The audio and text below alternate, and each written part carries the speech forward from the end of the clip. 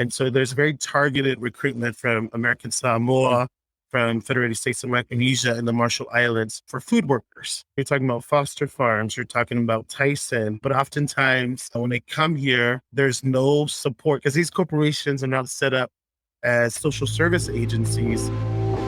Hi, you're listening to Healthcare for Humans podcast, the podcast dedicated to educating you on how to care for culturally diverse communities so you can be a better healer. This is about everything that you wish you knew to really care for the person in front of you, not just a body system. Let's learn together. Today's episode is on Pacific Islanders. Washington is home to one of the largest Pacific Islander communities in the United States. These are the Polynesian, Micronesian, and Melanesian communities who have made Western Washington their home for more than 200 years. We talked about in a previous episode with Dr. Maile Tawali'i about how these terms are problematic. These terms, Polynesian, Micronesian, and Melanesian, are not used by the people that live in the islands, and they're primarily terms that were created by colonizers. In addition, they're not specific enough. People don't come to you saying, I am Polynesian, but they say, I am Samoan. They don't say, I'm Melanesian. They say, I'm from Fiji. If you're like me, you're probably disoriented talking about all the Pacific Islands. So I'll put the map in the show notes so you can become familiar with the islands and where they're located. More than half of the state's Native Hawaiian Pacific Islander population have made Snohomish, King, Pierce, and Thurston counties their home. If I had to sum up the experience of the Pacific Islander community in Washington and the US, it's a story of erasure. First, it was erasure due to their inclusion in the Asian Pacific Islander category. The aggregation of Pacific Islanders into such a large group, such as Asians, made it so nobody actually knew how the Pacific Islander community in the US was faring. They didn't know the statistics of health or their well-being or what resources they really needed. In 1997, the Office of Management and Budget mandated the disaggregation of the Asian and Pacific Islander data. This seems like a win, but this is where the other part of erasure comes in. After disaggregating the data, people realized the population of Pacific Islanders in the US was less than 1%. And when you're less than 1%, sometimes people don't think it's worth it to spend resources on so few people. The Pacific Islander community were omitted from so many interventions that benefited many other people. And that's it. And that's what you hear when you talk to the community. That just because they're 1% doesn't mean their lives don't matter, their culture doesn't matter, or they don't matter. To talk about this community, I have with me here Joseph Seia, the co-executive director of the National Association of Pasifika Organizations and the founder of PICA-WA. National Association of Pasifika Organization is the first national Pasifika organization convened by Pasifika leaders across the country to advance sovereignty in policy, health, and communications. PICA-WA, the organization Joseph founded, the Pacific Islander Community Association of Washington, is an organization that provides a cultural hub and a center for service and advocacy for Pasifika peoples in Washington. Joseph has 15 years of experience in direct service, youth development work, and nonprofit leadership and administration. We structure our conversation by talking about Melanesia, Micronesia, and Polynesia. We start off talking about Melanesia and how unhealthy food is dumped in the Pacific Islands, affecting their health. We talk about the idea that Pacific Islanders are primarily a Black race and how anti-blackness has infiltrated the community. Then we head to Micronesia. We talk about the harms of Japanese and U.S. colonialism and COFA, the Compact of Free Associations, the targeted recruitment of Pacific Islanders for food factories to avoid immigration barriers, and the poisoning of the environment through nuclear waste plants and how climate justice champions are fighting this violation. In the last part of the episode, we talk about Polynesia, how Polynesians are often seen as the navigators and explorers, and the concern of viewing the island's existence as entertainment for Asian and American tourists. how Christianity was Samoanized when it arrived, emphasizing the idea of holding multiple beliefs in contrast to the Western perspective that things can't coexist, and end the episode talking about Joseph's favorite food. Here's Joseph Seia. Welcome to the show, Joseph Seia. Hey, thanks, Raj. Thanks for having me. I know we were just talking about this, but I wanted to talk about just your story. How did you end up here in Coast Salish territory doing the work you're doing? Thanks for asking, Raj. So both my parents were born in American Samoa, which is a U.S. territory since the 1870s. My family immigrated to Compton in the 1960s, and my parents met, and I was born in 1983 in Compton, California, along with my siblings. I think my parents had a hard time in California during that time, and we ended up back home in American Samoa and islands, and then moved to Western Samoa, Independent Samoa, which is another country, and then ended back up here in Washington State when I was 11, where we had relatives over here. And with Pacific Islanders, you always migrate to where your relatives are. We had a cousin out here, so we ended up here and been stuck here for a while in Coast Salish territory. So I went to middle school here, in high school, went to college at Seattle University, and have been here since then. Yeah. And your family's here still or back home? Yeah, my father ended up returning to Independent Samoa. My mother lives in Alaska with a few other siblings, younger siblings. Our smaller part of our clan is here, but most of our family is spread out throughout other diasporas in Australia, in Aotearoa, New Zealand, and back home in Samoa. Yeah, gives you a way to travel the world, I'm sure. Oh, if yeah. you're visiting family that way. Yeah. We got family all over. Social media is actually really big for Pacific Islanders because we have very global family. A lot of Pacific Islanders are very global. And so a lot of the ways that we talk to each other is actually through Facebook and other social media. Do you all suffer from the WhatsApp too? Oh, yeah. WhatsApp. Yeah, that's right. I get a lot of forwarded messages. I'm trying to figure out what's real and what's not. Yeah, that's right. Well, thank you for joining us today to talk about the Pacific Islander community. We talked about the Native Hawaii community a bit just in the prior episode. I wanted to actually spend some time just talking about the Pacific Islander community because I think people still say Native Hawaiian and Pacific Islander. It's like that afterthought. And I wanted to break this down, go through the different islands, and also talk about a little bit of history. Not for everybody to remember it, but just to see the common themes in the history here, which is of colonialism and land displacement. So people use the terms Melanesia, Micronesia, Polynesia. I found a quote which probably encompasses this definition that it's not easy to define precisely on geographical, cultural, biological, or any other grounds, these terms, but they're a historical category and they've been used over and over. And now people use that as common terms. Okay, let's go to Melanesia. And just to remind folks, it's Fiji, New Caledonia, Papua New Guinea, and then West Papua too.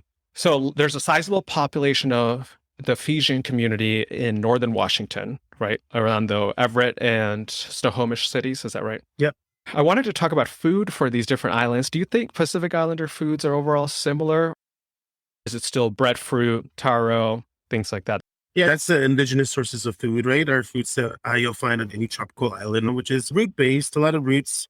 A lot of Pacific folks grew up on roots, whether it's sweet potato, yams, and taro. So I think the militaristic occupation of the Pacific, you find very similar foods across the Pacific that is based on canned food, right? Canned meats, all types of foods that might not be the best for you, but are consumed in the islands. And I also know that a lot of like meat products that isn't consumed in Western society is dumped on the Pacific. Things like the back parts of the lamb, right? New Zealand can't really sell in New Zealand, so they dump them on Pacific nations. And also turkey tail, which is a very fatty part of the turkey, is really widely consumed in the islands. So a lot of the meats that won't be consumed in the Western Islands are sent over to the Pacific for consumption. And because of Pacific nations, due to the laws of the World Trade Organization, we cannot put unnecessary tariffs or we cannot ban any products from Western nations, even products that might be unhealthy for us. So a lot of times we're forced to take whatever it is that is being dumped in our markets back.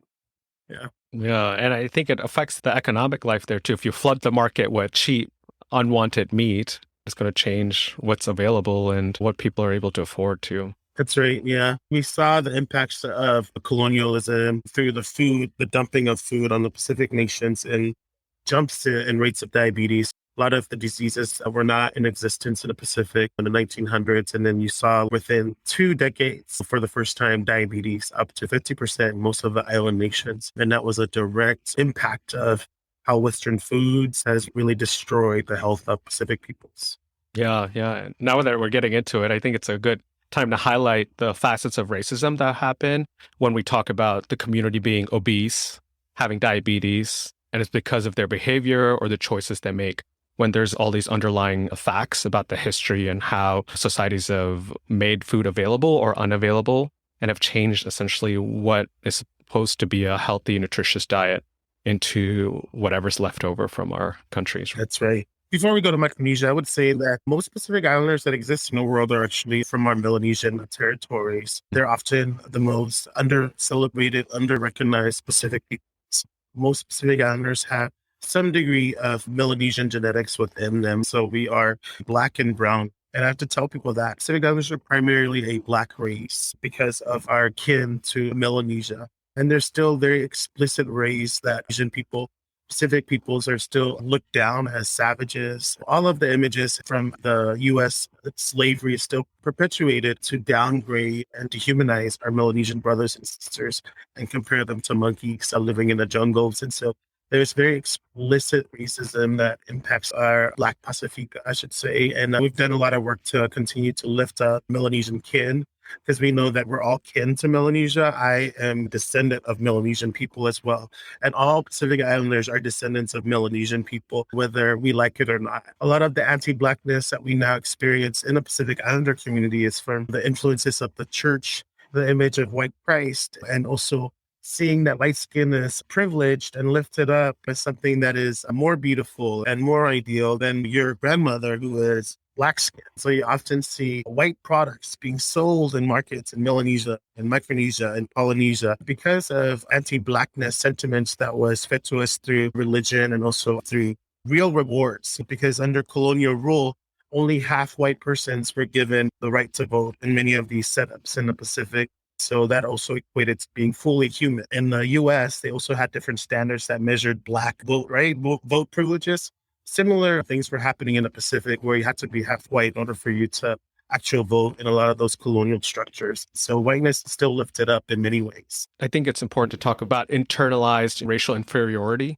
Do you feel that the Melanesian community feels that, and is that part of the work we're talking about that we need to do as a community? Internalized racial inferiority affects all Pacific Islanders. Polynesian, Melanesian, Micronesian, Oceanian people. Nobody has any real systemic power to impact pain on another racial group. So at the end of the day, we all lose in this arrangement. But colorism and the ways that we marked our relatives who are darker skin versus those that are whiter skin is all a part of the setup, right? There are no winners in this work, and internalized racism affects all, right? Even those that feel like they are superior because they are lighter skinned in our communities. There's this term in the Samoan community called afakasi, and it really is a transliteration of half caste. But it's used to praise people and say that they're more beautiful because they have European stock in their blood.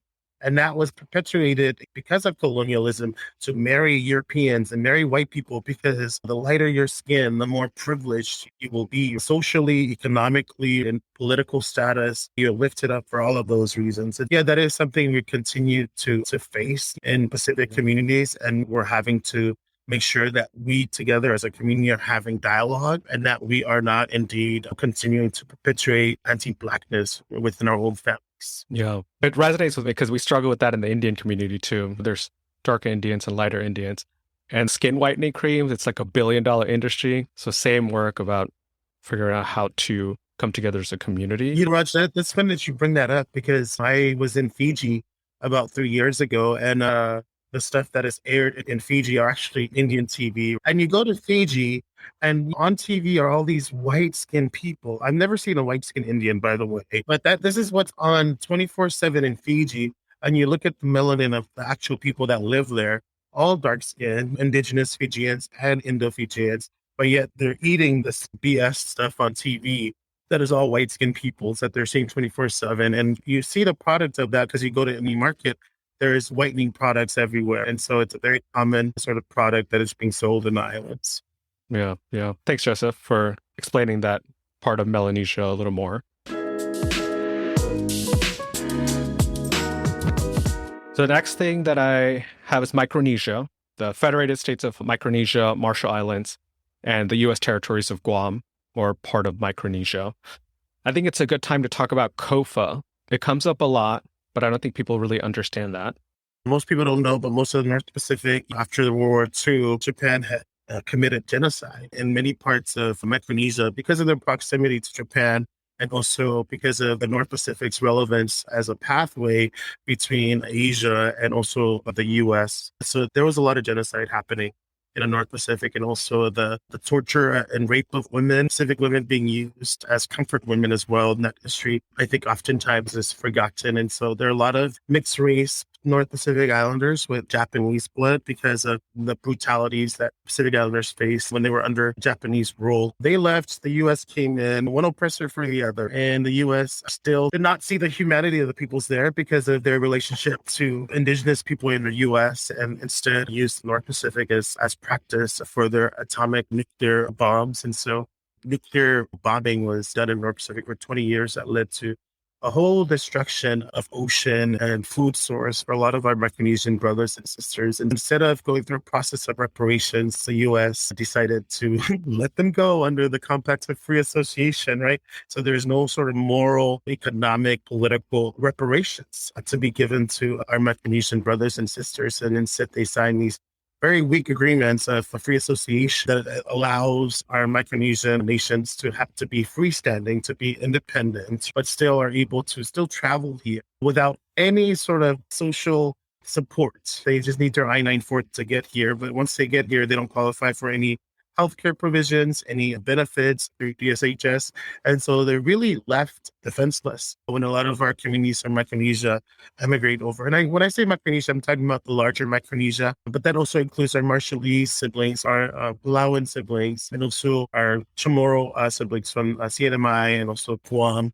I will say that a lot of the migrations, at least to Western Washington, were very targeted recruitments from food corporations that would go to the islands, to these U.S. territories, and do campaigns and sign agreements with these local governments to then bring cheap labor. Because the difference between cheap labor from the U.S. Pacific and from Latin American countries is in the U.S. Pacific, they can come here and they don't have an immigration barrier that doesn't allow them to work.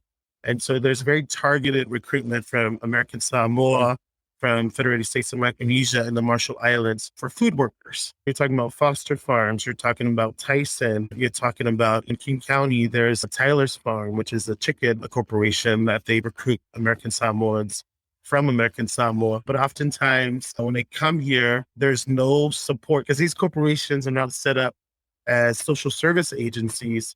So our peoples are left on their own. And majority of who we work with are a lot of our folks that have been recruited for the food industry that are now living here and are needing the extra supports. Yeah. I think it's also important to highlight that this is part of US's history of broken promises and pacts, because I think they were supposed to get the benefits in the original Compact of Free Association, COFA, but in 1996, during the welfare reform, they removed all federal benefits, including Medicaid, for anybody in the COFA region. Think about the consequences of that, especially in the pandemic of accessing insurance and things like that. With COFA, part of the agreement was the ability to test nuclear weapons there. It was like, you get to come to America for free, but we also get to test nuclear weapons, especially in the Marshall Islands. There's actually an island, Bikini Atoll, where Native people can't even go back there because it's so contaminated right now. Yeah, it's disgusting. People don't know about the history of how the islands were essentially messed over by the U.S. And they're still in the Marshall Islands. They do house nuclear waste plants that is now poisoning the ocean. And that is a huge concern for Pacific peoples. Because if you look at the work of climate justice champions, it's Pacific Islanders that have suffered under the environmental racism that we've experienced from Western and Asian nations, Eastern Asian nations. So we'll continue to be at the fore of fighting for the dignity of our oceans, our mountains, of clean water. And that is something that needs to be at the fore of all of our minds as Pacific people, is that there is this nuclear waste plant in the Marshall Islands that continues to poison our ocean. And something has to be done to fix it. It's the reason why Palau went off and signed their own agreements outside of the agreements with the Federated States of Micronesia, because the nation of Palau are very powerful environmentalists because they have still retained their indigenous culture. And in their indigenous culture, the stewardship of earth and water and everything around them is still very high. And you see our Palauans be the champions of protecting their waters. As a matter of fact, they have a whole marine force where if they see any Asian boats that is coming to basically use really unhealthy fishing practices, they'll capture those boats, take the people on, burn the boat. And that is their message to a lot of our Asian nations. You cannot come in and rape and pillage our oceans. I think that's something that is okay. I really respect our Palauan people for the work that they continue to do on behalf of our ocean family. They also modeled for us what it means to really check capitalism, because there was a time and place where there were too many trips to Palau, and government people assessed that it was actually negatively impacting the environment. And so they decided to do tourism differently, where they basically were only flying in rich people and way less people to come and do the tourism and stuff in Palau. And they've seen their environment actually recover within 10 years. So there's a way to do capitalism that actually is preserving the natural resources around you. I feel like I got to have an episode just about the Palauans here. Yeah, they're pretty cool. Palau is pretty cool. For the Marshallese communities, there's a big community in Spokane, right? Yeah, we have a lot of food factories that are located in Spokane. And also we have some of the food farms too in Southwest Washington that has been recruiting our Chukis brothers and sisters. So you see a high population of our Chuki siblings in Vancouver and Cowlitz, where Foster Farms is at. And then here in King County, Tyler Farms recruits directly from American Samoans. So a lot of our newer U.S. Pacific relatives that are here are really here because of that direct recruit. And then once they're here, then they bring their relatives, right? Yeah. Okay.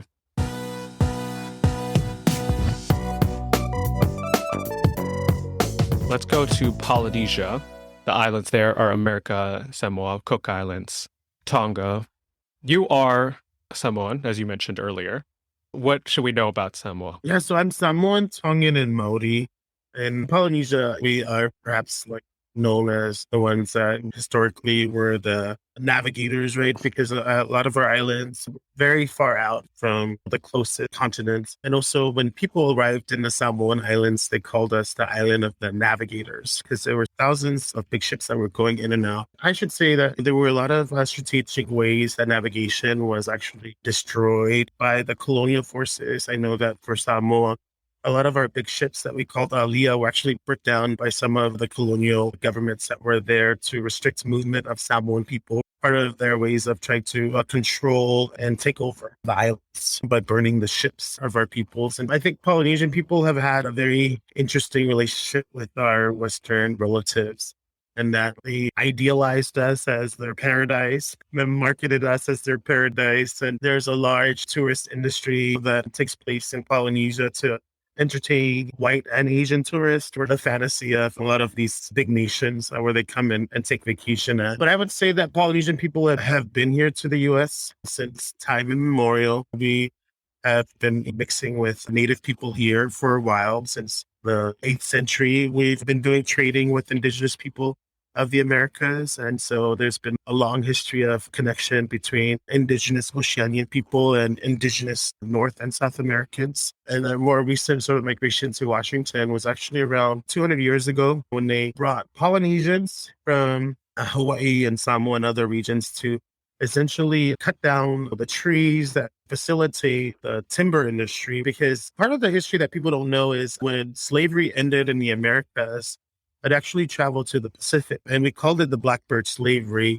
And that was from the 1860s till the 1910s, prior to the Europeans bringing the Asians over as indentured servants, right, through the Gentleman's Agreement. Prior to that, they had moved slavery into the Pacific. So we had a lot of plantations where islanders were essentially robbed from other islands to be worked in other islands, and also robbed from our Pacific to be working in Australia and also in South America and places like Peru. And so there was this expertise that islanders had around clearing old growth forests, right, as part of that slavery period that they had gone through, as they were seen as essentially experts in clearing down trees that were then used by Europeans as timber. And so a lot of our islanders that were brought here 200 years ago were here to do exactly the same thing, help with building the West Coast and West Coast cities by clearing the timber. And unfortunately, at that time, our folks were not able to live in white society, and they couldn't live with other communities. So a lot of them were absorbed into the indigenous communities. And so you have a lot of mixed race Native people that are also mixed with Polynesian here in the state of Washington. But you've been here a while in Washington area, and now we have a huge population here in Washington. Yeah, large compared to especially the rest of U.S. I think probably in the top 5, I would assume. I want to talk about the fact that missionaries were a huge part of American Samoa. Is Christianity a big influence in the islands for the Samoan people? Yeah. In the 1700s, the French got there. There was the Massacre Bay, but essentially the French, under the leadership, I forget his name, Artista, he had done something that was really offensive to the Samoan people. Hung a young Samoan woman when he was over there to make an example to Samoan people, not to mess with them. And he didn't know that one of the kings was there, and the king had ordered basically for them to be killed. There were 11 folks that survived that went back to France. But in going back to France, they renamed our islands the Savage Islands from the islands of the many navigators. And because of that renaming, they essentially discouraged Europeans from visiting our islands. We're called the Islands of the Savages. Because of that renaming, they didn't come back till later. So actually, Samoan people were the last people to be missionized because they didn't come there till the 1830s. And by then, all the Native Hawaiians, Tongans, Tahitians, Nukuhevans, a lot of them had already been Christianized, and Samoa was the last place that Christianity arrived. And in natural consequence of that, we have retained a lot of our indigenous culture, our chiefly systems, a lot of our cultural protocol is still alive. Our tatau, which is the art of tatau, the marking of our body is still alive, and many other things that were essentially banned in other Pacific nations. And I would say that Samoans really Samoanized Christianity when it got there. And Samoans didn't have to go through a long period of cultural assimilation. It's actually a little shorter of a period. And so when you hear our chiefs and our pastors speak, they would often talk about Jesus right after they talk about Goddess Nafanua, right after they talk about God Tangaloa, in the same light, informing our moral and cultural practice as Samoans. And so Samoans haven't necessarily tiered those things apart, which is very much after this indigenous belief that we can hold all things, right? That things don't have to oppose, like in Western society where one philosophy murders the other philosophy, so one thing can only stand. But for indigenous people, it can actually hold the nuance and hold many things together as truths, right? One doesn't have to necessarily dominate the other. Yeah. Okay. Since you are from Samoa, is there any specific food that you really crave from your homeland? Oh, man, it's a good question. Yeah, taro is a big thing, right? We have this delicacy called palolo, which is the reproductive organs of a coral that is found that grows in the Samoan Islands. And I think it's on the last moon in October. It all comes up, right? And it looks greenish and clear. And there's old traditions, Samoan traditions around celebrating this harvest once a year. And it's the most expensive item. Like people were selling it like in the hundreds, thousands of dollars just for a little whatever pound of it. So we call it palolo. And I would say every Samoan that grew up in the Samoan Islands would pay like gold to get some palolo. And it doesn't look the most appetizing because they look like worms. But we love it. Thanks for joining me, Raj Sundar, in this episode of the Healthcare for Humans podcast. Hope you enjoyed today's episode. Remember to check out part 2 of this conversation in the next episode. Show notes and links can be found over at healthcareforhumans.org. Feel free to comment or send me a message there. If you prefer email me at healthcareforhumans@yahoo.com for feedback and guest ideas. And lastly, make sure you hit the subscribe button and tell a friend. See you next time. This podcast is intended for educational and entertainment purposes only. Views and opinions expressed in this podcast do not represent any of the participants' past, current, or future employers unless explicitly expressed as so. Always seek advice of your physician or other qualified healthcare provider with regards to your own personal questions about what medical conditions you may be experiencing. This Healthcare for Humans project is based on Duwamish land and makes a regular commitment to Real Rent Duwamish.